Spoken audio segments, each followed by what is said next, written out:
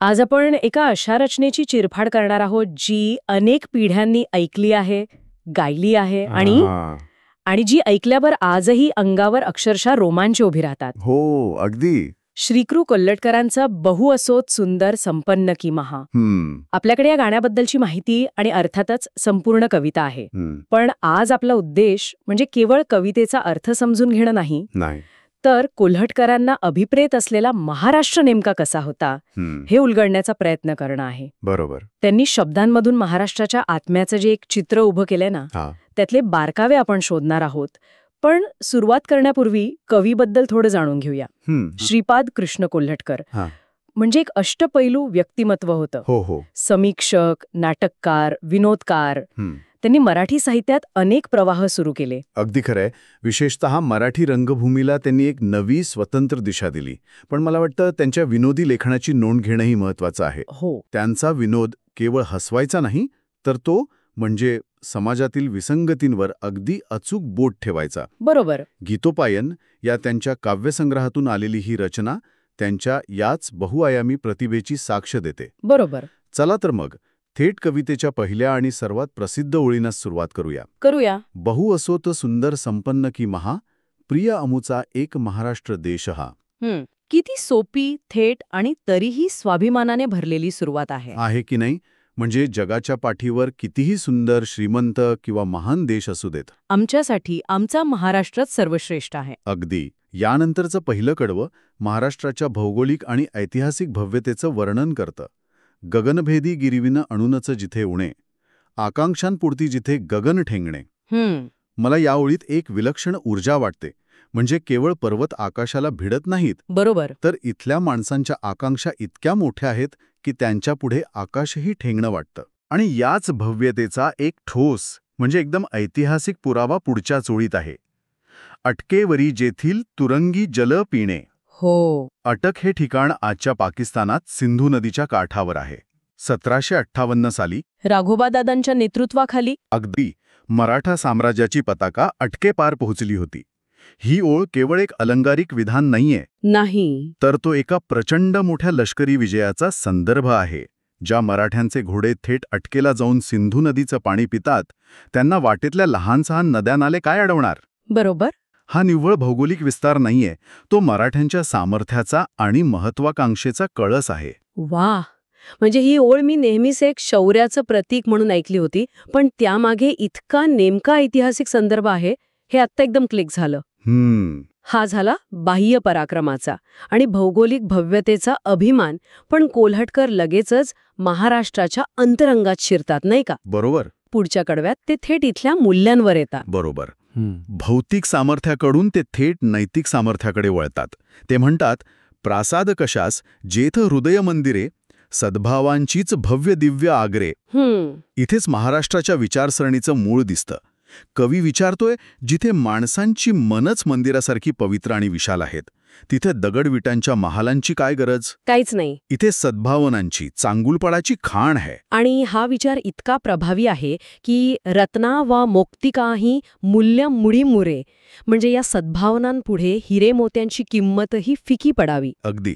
पण या कडव्यातील शेवटची ओळ खूप शक्तिशाली आहे, जिथे स्त्रियांच्या कुसेला नृमणिखणी म्हणजे वीरांची खाण म्हटलं आहे. त्या काळात स्त्रीकडे अशा भूमिकेतून पाहणं, याबद्दल काय वाटतं? हा खूप महत्वाचा मुद्दा आहे. इथे कवी शौर्याला कौटुंबिक आणि सामाजिक नैतिकतेशी जोडतोय. अच्छा. वीर केवळ रणांगणात तयार होत नाहीत, तर ते घरात आईच्या संस्कारात घडतात, हे त्याला सुचवायचं आहे. शुद्धतीचे शीलही उजळची गृहा या ओळीतून ते स्पष्ट होतं. केवळ वीरपुत्रांना जन्म देणारी माता नाही, तर जिचं चारित्र्य, जिचं शील प्रत्येक घर उजळून टाकतं, अशी स्त्री त्याला अभिप्रेत आहे. महाराष्ट्राचं शौर्य हे केवळ आक्रमक नाही, तर त्याला नैतिकतेचं, शीलाचं एक भक्कम अधिष्ठान आहे. हे कवी इथे अधोरेखित करतोय. अच्छा, म्हणजे हा पराक्रम आणि पावित्र्य यांचा एक प्रकारचा संगम आहे. अगदी. तर मग अशा नैतिक पायावर उभे असलेले योद्धे रणांगणावर कसे दिसतात? मला वाटतं तिसरं कडवं याचंच चित्र उभं करतं. नग्न खड्डग करी उघडे बघुणी मावळे, चतुरंग चमुचेही शौर्य मावळे.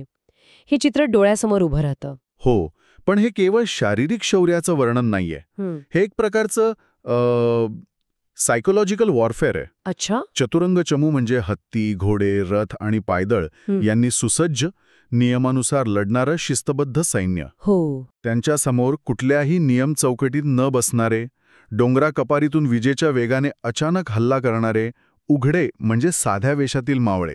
हे एका नैसर्गिक आपत्तीसारखे होते. म्हणजे त्यांना कसं सामोरं जायचं हेच त्या सैन्याला कळत नसे. अगदी. त्यांची युद्ध करण्याची पारंपरिक पद्धतच इथे निष्प्रभ ठरायची. म्हणूनच त्यांचं शौर्य मावळायचं. अगदी बरोबर. म्हणूनच पुढची ओळ आहे, भासती शतगुणिते जरी असती एकले. ते एकटे असले तरी 100 पट जास्त वाटायचे. हा त्यांच्या गनिमी काव्याचा, त्यांच्या वेगाचा आणि शत्रूच्या मनात त्यांनी निर्माण केलेल्या दहशतीचा परिणाम होता. बापरे. कवींनी अगदी मोजक्या शब्दात मराठ्यांच्या युद्धनीतीचं सार पकडलं आहे. खरंच हे केवळ कौतुक नाही तर एका युद्धतंत्राचं विश्लेषण वाटतं. हो ना. मावळ्यांच्या या अफाट शक्तीनंतर चौथा कडवं येतं, ज्याला या कवितेचं हृदय म्हटलं तरी चालेल. विक्रम वैराग्य एक जागी नांदती, जरी पटका भगवा झेंडाही डोलती. पराक्रम आणि वैराग्य या दोन पूर्णपणे भिन्न गोष्टी, दोन टोकाच्या गोष्टी. त्या एकाच ठिकाणी कशा नांदू शकतात? हाच महाराष्ट्राच्या ओळखीचा गाभा आहे आणि कोल्हटकरांनी तो अचूक पकडला आहे. विक्रम म्हणजे पराक्रम, शौर्य, राज्यविस्तार, सत्ता याचा प्रतीक आहे जरी पटका, मराठा साम्राज्याचा राजध्वज. बरोबर. तर वैराग्य म्हणजे त्याग, निस्पृहता, भक्ती आणि ज्ञान याचा प्रतीक आहे भगवा झेंडा, साधू संतांच्या वारकरी परंपरेचा ध्वज. हो. कवी म्हणतोय की महाराष्ट्रात या दोन्ही गोष्टी केवळ अस्तित्वात नाहीत, तर त्या एक जागी नांदती, त्या एकमेकींना पूरक आहेत. म्हणजे धर्म राजकारण समवेत चालती. पण हा समन्वय साधणं किती अवघड असेल. म्हणजे इतिहासात अशी उदाहरणं आहेत का जिथे राजकारणाने धर्मावर किंवा शक्तीने भक्तीवर कुरघोडी केली, की कवी इथे एक आदर्श, एक आयडियलाइज्ड चित्र रेखाटतोय? अप्रतिम प्रश्न आहे. कवी निश्चितच एक आदर्श मांडतोय, पण तो आदर्श महाराष्ट्राच्या इतिहासातूनच जन्माला आला आहे. अच्छा. छत्रपती शिवाजी महाराजांचं उदाहरण घ्या. एकीकडे ते विक्रमाचं, स्वराज्य स्थापनेचं मूर्तिमंत रूप होते, तर दुसरीकडे ते संत तुकाराम, समर्थ रामदास यांच्यासारख्या वैराग्यशील संतांचा आदर करत होते. त्यांच्याकडून मार्गदर्शन घेत होते. अगदी. शक्ती युक्ती एकवटूनी कार्य साधिती हे त्याचंच द्योतक आहे. पण तुम्ही म्हणाला तसा ताण म्हणजे टेन्शन या दोन्ही शक्तींमध्ये नेहमीच राहिला आहे. हो. हा समन्वय साधणं हेच महाराष्ट्राच्या राज्यकर्त्यांसमोरचं सर्वात मोठं आव्हान राहिलं आहे. कवी इथे त्या यशस्वी समन्वयाचा गौरव करतोय जो महाराष्ट्राच्या कीर्तीचं कारण ठरला. हे खूपच मनोरंजक आहे. म्हणजे हा एक सतत साधावा लागणारा तोल आहे. हो. या भव्य आणि गुंतागुंतीच्या चित्रानंतर कोल्हटकर कवितेला एका वैयक्तिक आणि भावनिक वळणावर आणतात. शेवटच्या कडव्यातून त्यांची स्वतःची आकांक्षा व्यक्त होते. बरोबर. गीत मराठ्यांचे श्रवणीमुखी असो, स्फूर्ती दीप्ती धृतीही देत अंतरी उसो. हो, ही कवीची तळमळ आहे. त्याला हे गीत केवळ एक रचना म्हणून नकोय. नाही. ते लोकांच्या कानात आणि तोंडी सतत राहावं आणि त्यातून केवळ मनोरंजन नाही, तर स्फूर्ती, तेज आणि धैर्य लोकांच्या मनात उसळून यावं अशी त्याची इच्छा आहे. म्हणजे हे गीत एक प्रकारे ॲक्शन कॉल व्हावं. हो, अशी त्याची अपेक्षा आहे. आणि ही आकांक्षा पुढे जाऊन अधिक स्पष्ट होते. वचनी लेखनी ही मराठी गिरा दिसो, सतत महाराष्ट्र धर्म मर्म मरणी वसो. इथे महाराष्ट्र धर्म या संकल्पनेबद्दल मला अधिक जाणून घ्यायचंय. हा नक्की कोणता धर्म आहे? महाराष्ट्र धर्म ही संकल्पना समर्थ रामदासांनी लोकप्रिय केली. पण हे लक्षात घ्यायला हवं की कोल्हटकरांच्या काळात म्हणजे 20व्या शतकाच्या सुरुवातीला या शब्दाला एक नवीन, अधिक व्यापक अर्थ मिळत होता. तो केवळ पारंपरिक पूजा अर्चा इतका मर्यादित धर्म उरला नव्हता. तो महाराष्ट्राची सांस्कृतिक, भाषिक आणि सामाजिक अस्मिता जपणारा एक जीवनमार्ग, एक सिविक ड्युटी. अगदी एक सिविक ड्युटी म्हणून पाहिला जात होता. यात शौर्य, न्याय, नीतिमत्ता, सामाजिक बांधिलकी आणि अर्थातच मराठी भाषेचा अभिमान या सगळ्याचा समावेश होता. अच्छा. कवी म्हणतोय की या मूल्यांचं सार लोकांच्या मनात कायम वसलेलं असावं. अच्छा. म्हणजे हा एक प्रकारे वे ऑफ लाईफ आहे. बरोबर. आणि या मूल्यांसाठी कवीची कटिबद्धता किती आहे हे शेवटच्या ओळीतून दिसतं. देह पडो तत्कारणी ही असे स्पृहा. हो. आणि इथे ते स्पृहा हा शब्द वापरतात, म्हणजे केवळ इच्छा नाही तर एक तीव्र उत्कट आकांक्षा. बरोबर. की या कार्यासाठी देह पडला तरी चालेल, हे समर्पण थक्क करणारं आहे. निश्चितच. या एका ओळीतून कवीने या गीताला केवळ एका स्तुतिगीताच्या पातळीवरून उचलून एका प्रतिज्ञेच्या स्तरावर नेऊन ठेवलं आहे. ही कविता भूतकाळाचा गौरव करते, वर्तमान काळात प्रेरणा देते आणि भविष्यासाठी एक ध्येय निश्चित करते. यात केवळ भावनिक आवाहन नाही, तर एक वैचारिक आराखडा आहे. तर आजच्या या चर्चेतून आपण श्रीराखो कोल्हटकर यांचा बहु असो तो सुंदर या रचनेच्या आत दडलेलं महाराष्ट्राचे एक बहुआयामी चित्र पाहिलं. हो. ह्यात केवळ भौगोलिक भव्यता आणि लष्करी पराक्रम नाही, तर त्याला आधार देणारी नैतिक मूल्य, शौर्य आणि पावित्र्याचा संगम. आणि सर्वात महत्त्वाचं म्हणजे शक्ती आणि भक्ती यांच्यातील तोल साधण्याचा प्रयत्न आहे. अगदी बरोबर. ही कविता म्हणजे महाराष्ट्राच्या आत्म्याचा एक प्रकारे DNA आहे. शौर्य, त्याग, चारित्र्य, भाषाभिमान आणि या सर्वांना एकत्र गुंफणारा महाराष्ट्र धर्म.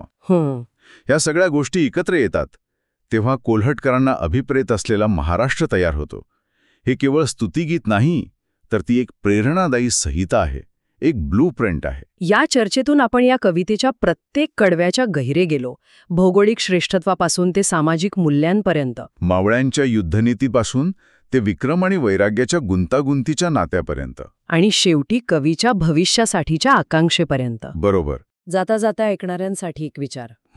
कवीनी जवळपास 100 वर्षांपूर्वी विक्रम आणि वैराग्य यांच्या समन्वयाचं, म्हणजे सत्ता आणि नीतिमत्ता यांच्यातील संतुलनाचं जे आदर्श चित्र रेखाटलं होतं, ते आजच्या महाराष्ट्राच्या संदर्भात किती समर्पक वाटतं. आजच्या काळात शक्ती आणि भक्ती किंवा राजकारण आणि समाजकारण यांच्यात तो तोल साधला जातोय की त्यातील ताण अधिक वाढलेला दिसतोय.